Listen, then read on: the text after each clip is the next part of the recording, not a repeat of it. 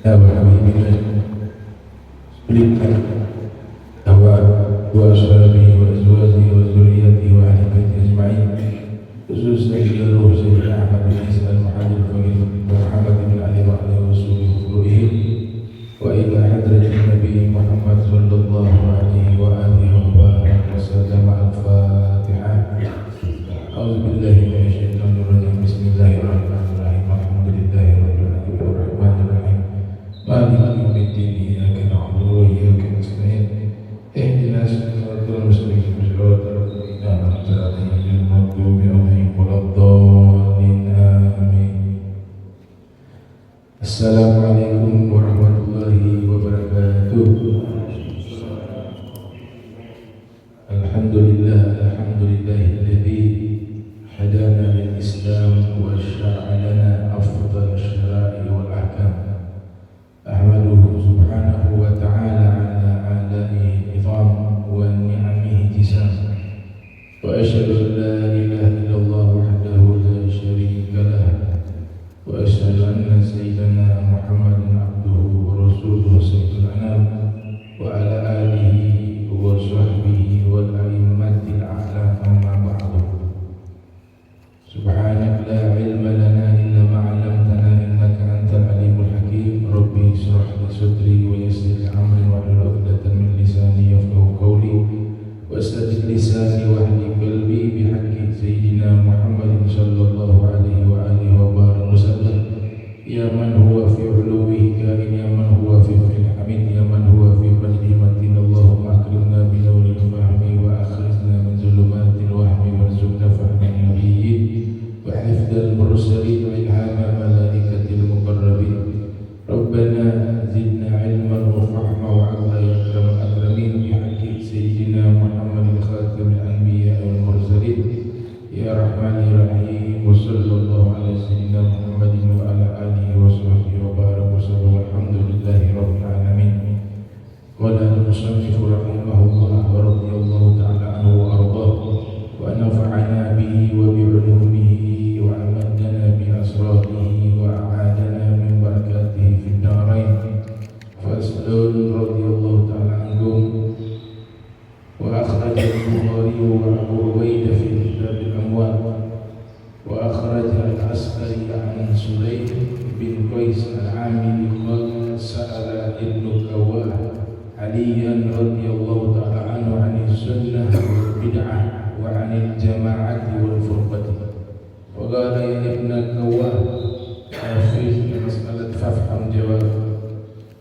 السنة والله سنة محمد صلى الله عليه وسلم، والبدعة ما فارقها، والجماعة والله مجامعة أهل الحق وإن قلوا، والفرقة مجامعة أهل الباطل وإن كثروا كذا في الكنز. Alhamdulillah, puji syukur kehadirat Allah, salawat salam tercurahkan kepada junjungan mulia Nabi Muhammad sallallahu alaihi wasallam beserta segenap keluarga beliau, sahabatnya dan umatnya. Kita masih melanjutkan daripada qaulnya Imam Ali bin Abi Thalib tentang sunnah wal bid'ah wal jamaah wal furqah. Nah, sekarang kita sampai di pembahasan atau ucapan Sayyidina Ali bin Abi Thalib karramallahu wajhah mengenai al bid'ah. Menurut Imam Ali bin Abi Thalib, makna daripada bid'ah itu, beliau katakan al bid'atu ma faraqaha. Jadi bid'ah itu segala sesuatu yang menyalahi sunnah Rasul. Itu arti daripada bid'ah. Al bid'atu ma faraqaha. Bid'ah adalah segala sesuatu faraqaha yang berpisah atau menyalahi daripada sunnah Muhammadin sallallahu alaihi wasallam. Sunnah Nabi Muhammad sallallahu alaihi wasallam. Semisal di dalam sholat ada kesunahan di mana kita mengangkat tangan di empat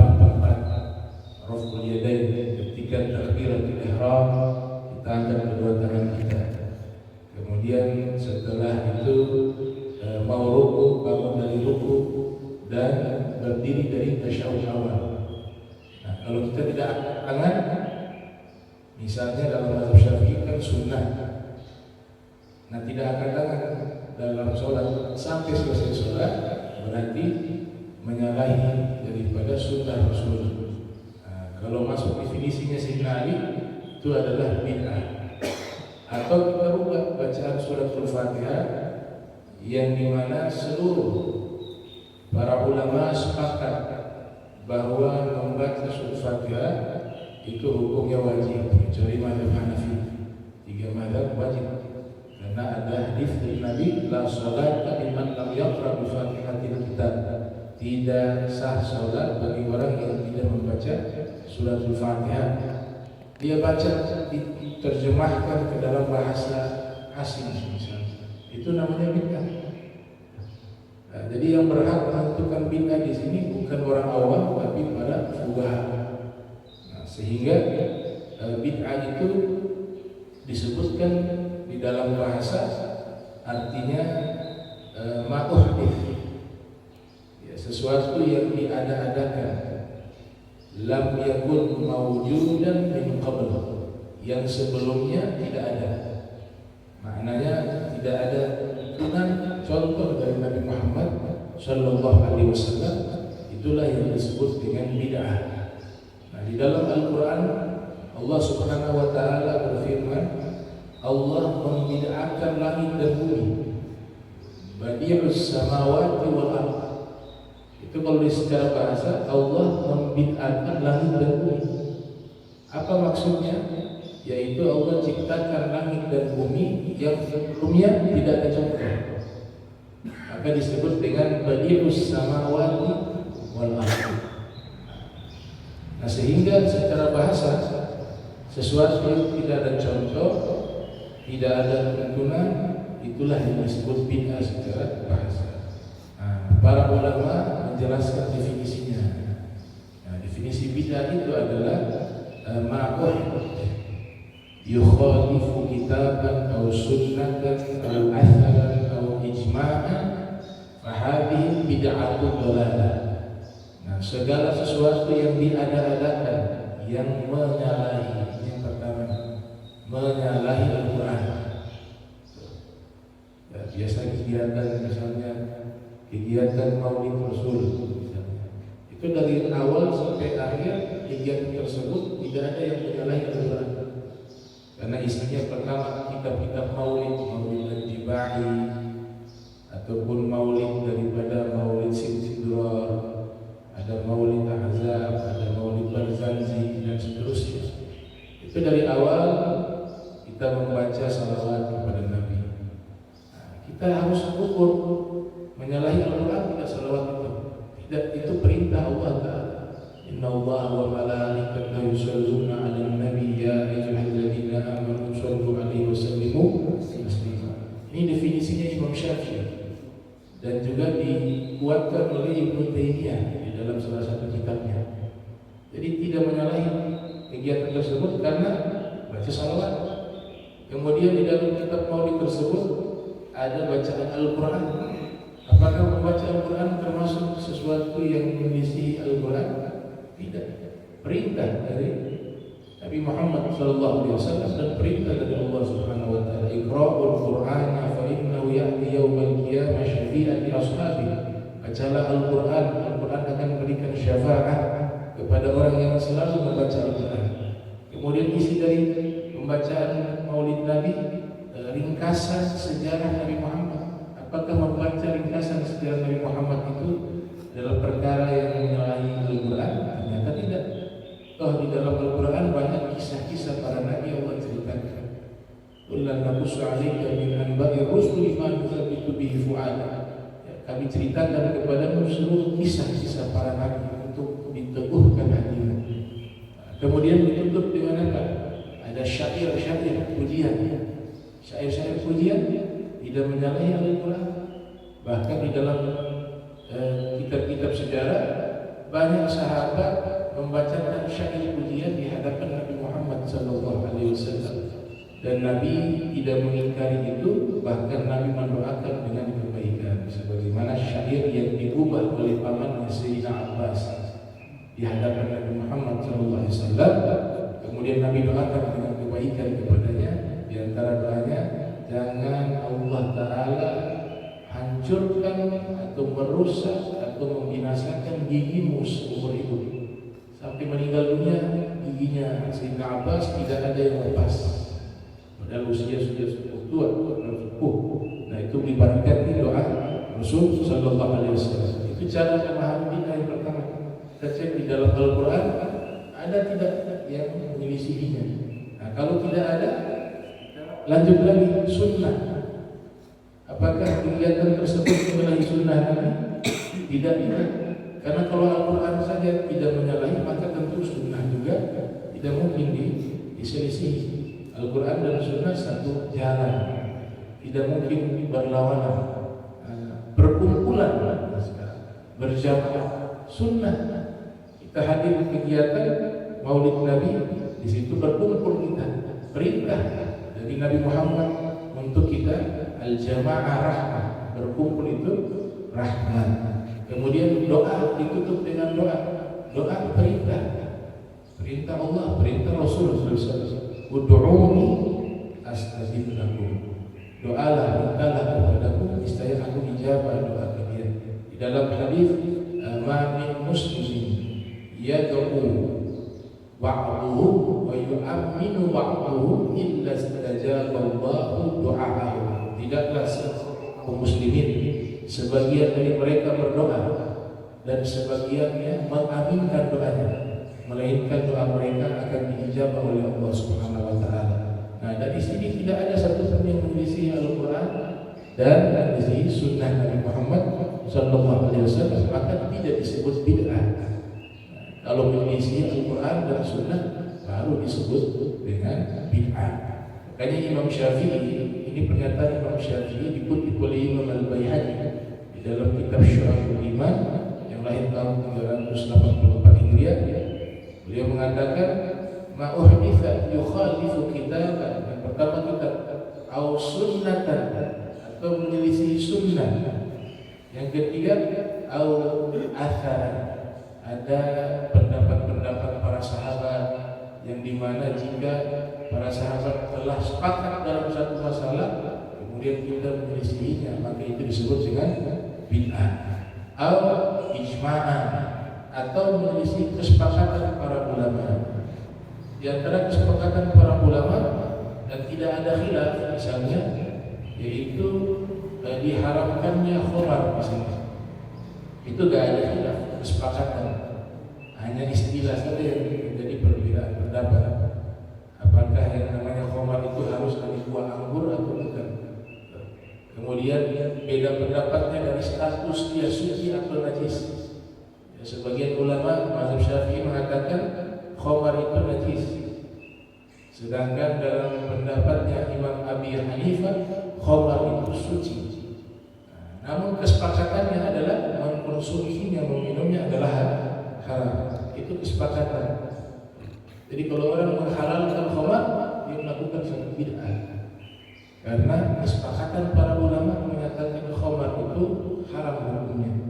Berlandaskan firman Allah Subhanahu wa taala, innamal khamru wal maisiru wal ansabu wal azlam rizqun min amali syaitan fastanibuhu la'allakum tuflihun.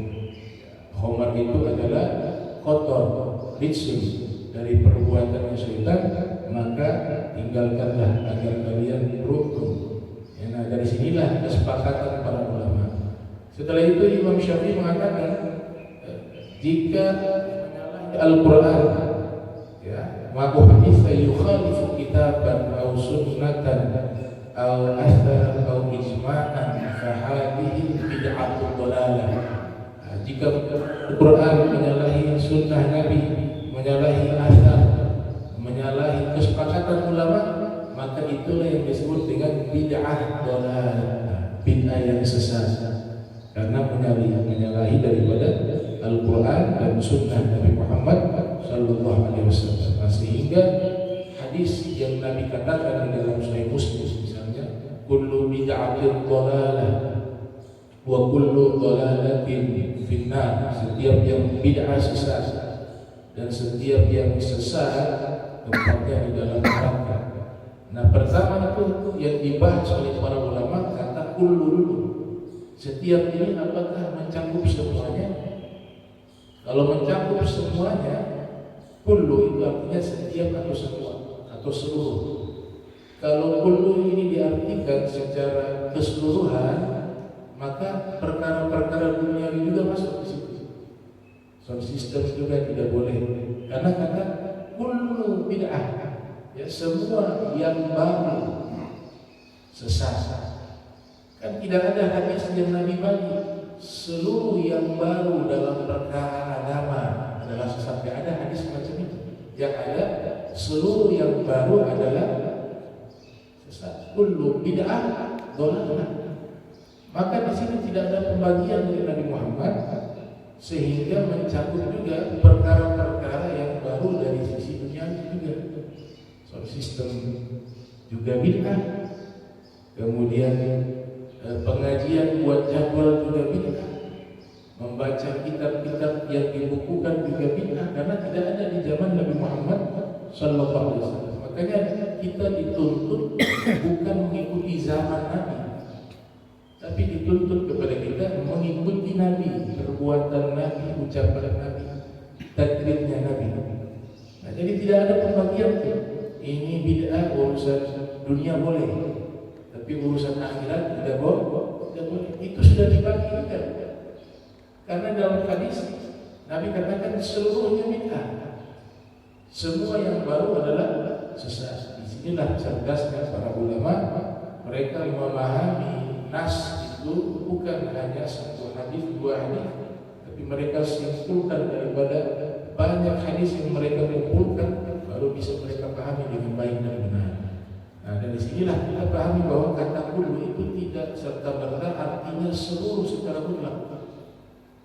Di dalam Al-Quran banyak sekali Allah menggunakan kata kullu yang artinya bukan seluruh. Dan juga sebaliknya kata kullu itu artinya juga ada yang disebutkan kullu gulamin murtahinun bi aqiqatihi, hadis tentang akikah. Setiap anak laki-laki tergadaikan dengan akikah. Padahal kita tahu sendiri kesunahan akikah itu bukan hanya anak laki-laki, anak perempuan juga sudah. Nah, tapi di hadis tersebut Nabi tidak sebutkan anak perempuan, hanya sebut gulam anak laki-laki. Berarti kata kullu di sini seluruhnya kepada laki-laki, tapi juga mencakup juga kepada perempuan. Contoh lainnya dikisahkan Nabi Ibrahim. Nabi Ibrahim dikisahkan di dalam Al-Quran di surat Al-Baqarah. Surat Al-Baqarah itu mengambil 4 burung kemudian dicincang-cincang itu burung. Burung itu kemudian Allah mau hidup kembali. Allah perintahkan burung-burung tersebut diletakkan di thumma ja'al 'ala kulli jabalin minhunna juz'an. Kemudian burung-burung yang sudah kau cincang tadi, kau potong-potong tadi, letakkanlah dia di seluruh. Itu kata seluruh gunung, bukan seluruh gunung yang ada di bumi diletakkan. Gunung yang ada di Nabi Ibrahim. Berarti tidak semua gunung di situ. Contoh kedua kata kullu yang berarti sebagian bukan seluruh, yaitu firman Allah Ta'ala kullu nafsin dha'iqatul maut innama tuwaffawna ujurakum yawmal qiyamati faman zuhziha 'anil nar wa udkhilal jannata faqad faz wa mal hayatud dunya illa mata'ul ghurur. Nah, ayat ini juga mengandung kata kullu nafsin dha'iqatul maut. Setiap yang berjiwa pasti merasakan kematian. Ayat hanya membahas itu tentang makna kullu nafsin dha'iqatul maut. Tapi apakah ini kullu diartikan semua jiwa pasti merasakan kematian? Ternyata tidak. Allah Ta'ala tidak mati. Padahal Allah menyebutkan dirinya dengan kata jiwa juga. Berarti kullu di situ tidak termasuk Allah. Nah, di dalam hadis qudsi Allah nyatakan fa in dzakarani fi nafsi dzakartu fi nafsi. Kalau ada hamba itu mengingatku di dalam dirinya, aku Allah mengingatnya di dalam diriku. Allah sebutkan nafsi, diriku. Kalau ayat ini kita pahami semua yang berjiwa pasti merasakan kematian, maka Allah juga termasuk. Karena Allah sebutkan dalam hadis qudsi, Allah itu jiwa. Kullu nafsin dzaiqatul maut. Nah, ternyata Allah kan tidak mungkin mati. Sehingga kullu di sini tidak mutlak seluruh. Buktinya Allah tidak termasuk. Nah, dan masih banyak contoh-contoh kata kullu itu yang menceritakan bagaimana pemahaman kullu itu ada kalanya tidak mutlak, ada kalanya sebagian, ada kalanya dikhususkan tapi maknanya umum, dan ada kalanya diumumkan tapi maknanya khusus. Nah, itu butuh kajian panjang. Imam Taqiyuddin As-Subki menulis kitab berjudul Ahkamu Kulli Ma Alaihi Tadullu. Itu kitab hanya membahas kata kullu sampai 100 halaman, membahas makna daripada kata kullu. Nah, contoh lainnya di surat Al-Kahf. Di surat Al-Kahf kita ketahui ada kisah Nabi Musa dengan Nabi Khidir alaihissalam. Dalam tafsir disebutkan itu sebagai Nabi Khidir, tapi dalam Al-Quran tidak menyebutkan secara konkret bahwa itu Nabi Khidir, hanya dijelaskan oleh para mufassirun di dalam kitab-kitab tafsir mereka. Nah, itu ketika Nabi Musa dengan Nabi Khidir naik kapal, kan Nabi Khidir merusak kapal tersebut. Kenapa merusak kapal tersebut? Karena ada raja berkuasa. Jika dia melihat ada kapal yang masih bagus, akan dirampas. Tapi kalau ada kapal yang sudah cacat, dia tidak mengambilnya. Nah, ini orang baik yang punya kapal, memberikan tumpangan gratis kepada Nabi Musa dan Nabi Khidir, maka Nabi Khidir sengaja mencacatkan kapal tersebut, merusak kapal tersebut agar raja tersebut tidak mengambil kapal tersebut. Itu diabadikan di dalam Al-Quran. Wa kana wara'ahum malikun yakhudhu kulla safinatin ghasba. Perhatikan ini kalimat kata kulla ini. Ya, di belakang mereka ada raja, seorang raja yang mengambil kulla safinatin, ghasba, dengan merampas. Nah, kata kulla di sini bukan seluruh kapal. Makanya ulama tafsir menjelaskan itu kulla safinatin sholihatin, dirampas itu kapal yang masih bagus. Berarti tidak semua kapal yang rusak tidak dirampas oleh raja. Maka kulla di sini tidak yutlaq alal ajma' atau alal jami', tidak berarti seluruhnya. Itu hanya sebagian kapal saja yang masih bagus diambil, dirampas. Nah, maka ini pemahaman kullu bid'atin dhalalah. Kalau masing-masing menafsirkan sendiri jadi masalah. Yang berhak bisa mengatakan ini bid'ah, ini sesat, ini menyimpang, itu hanya para pakarnya, para ulama, para alim ulama yang pakar di bidang mereka yang berhak bisa menentukan. Itu juga biasanya terjadi khilaf. Misalnya ya, kita sujud kan disunahkan juga doa dalam sujud. Aqrabu ma yakunu 'abdu min rabbi wa huwa sajidun fa aktsiru du'a. Posisi paling dekatnya hamba dengan Allah ketika dia sujud. Perbanyaklah doa di dalam sujud. Nah, ini muncul pembahasan, bisa tidak doanya kita gunakan bahasa asing, misalnya bahasa Indonesia. Nah, di sini terjadi khilaf di kalangan para ulama. Ada sebagian mengatakan kalau doa tidak boleh menggunakan bahasa asing sama sekali, batal. Ada yang mengatakan bisa menggunakan bahasa asing asalkan doa-doa yang mahfuz, artinya doa-doa yang terdapat di dalam Al-Quran dan terdapat di dalam hadis Nabi Muhammad SAW. Kalau ada nas Al-Quran dan hadis terkait doa tersebut boleh kita bacakan dalam sholat posisi sujud dengan terjemahannya. Nah, tapi ulama lain mengatakan tidak boleh. Nah, inilah perbedaan pandangan tentang masalah tersebut. Yang berhak menilai di situ adalah para ulama. Nah, lebih aman kita baca doa, menerjemahkan ke dalam bahasa asing di dalam hati saja. Di dalam hati kita itu keluar dari khilaf, al-khuruj dari khilaf, sehingga akan terselamatkan daripada hal-hal yang membatalkan sholat. Ada satu ulama membahas, kalau kita ingin faham apa itu maksud daripada bid'ah, itu sudah ditulis oleh salah satu ulama ahli sunnah wal jamaah bernama Sayyid Abdullah Al-Ghumari, berjudul Itqanus Shan'ati fi Tahqiqi Ma'na Bid'ati.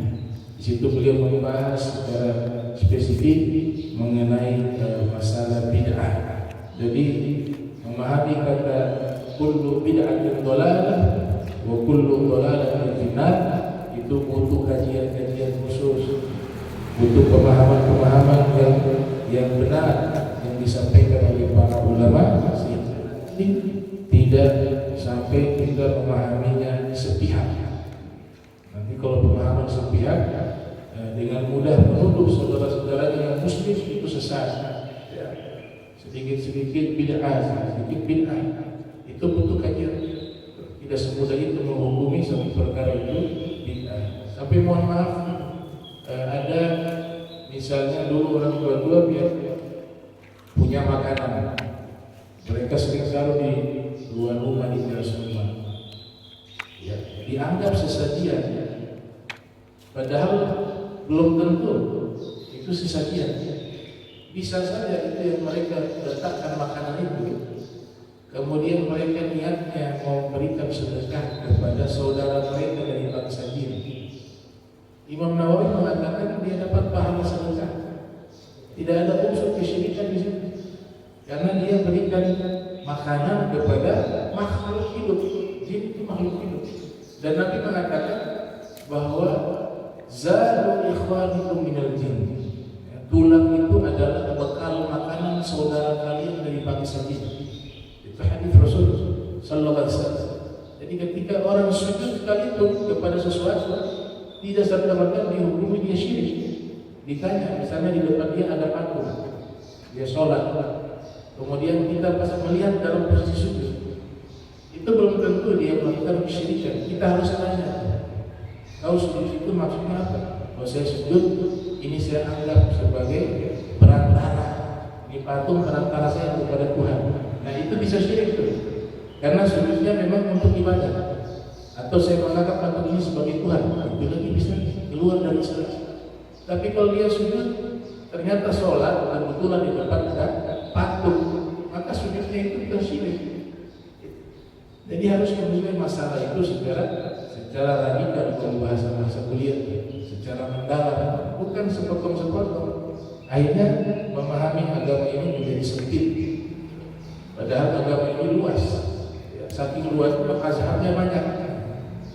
Ada masalah fikih, ada lebih banyak dari untuk mazhab. Tapi yang sisanya hanya 4. Nah ini mengenai masalah bid'ah, kita harus bijak menyikapi, apalagi zaman sekarang kan sangat mudah orang mendefinisikan bid'ah. Kegiatan-kegiatan Islam ini baru tahun baru Islam. Itu sebagian kaum muslimin mengadakan acara dialihkan kepada zikir, ibadah, itu bukan bid'ah. Kenapa demikian? Ya karena waktu itu miliknya Allah. Kapanpun kita diperintahkan mengingat Allah. Yadhkuruna Allah qiyaman wa qu'udan wa 'ala junubihim wa yatafakkaruna fi khalqis samawati wal ardh. Diperintahkan kita zikir dalam keadaan duduk, berdiri, tidur, di setiap waktu. Yafadhkurullah, ingatlah Allah fil ayah dzikran katsira, dengan banyak mengingatnya. Itu banyak mengingat itu tidak ada batasan. Kapanpun bisa, termasuk pergantian tahun. Mau dia Hijriah, mau dia Masehi, tahun itu miliknya Allah. Waktu itu makhluk milik Allah. Huwallazi ja'ala syamsa diya'a wal qamara nuran wa qaddarahu manazila lita'lamu adada sinin wal hisab. Allah menciptakan matahari dan bulan yang bercahaya, kemudian Allah Ta'ala letakkan pada perputarannya manazilah, agar kalian mengetahui jumlah tahun dan perhitungannya. Di situ disebut syams dan qamar. Kalau qamariyah kan menggunakan perhitungan bulan, kalau syamsiyah masihiyah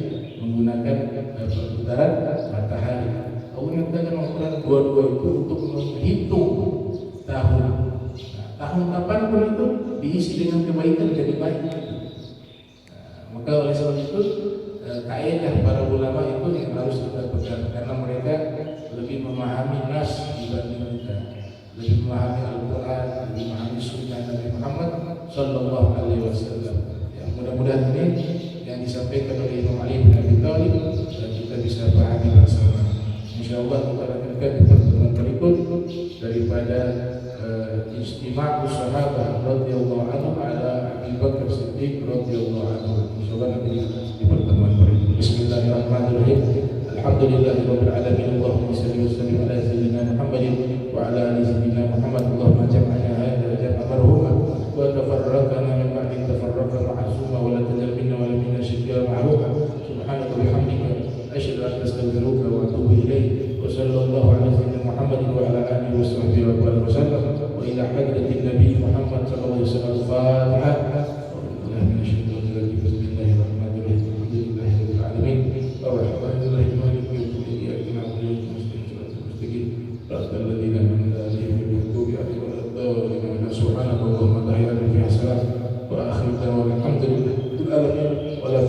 Wassalamualaikum warahmatullahi wabarakatuh.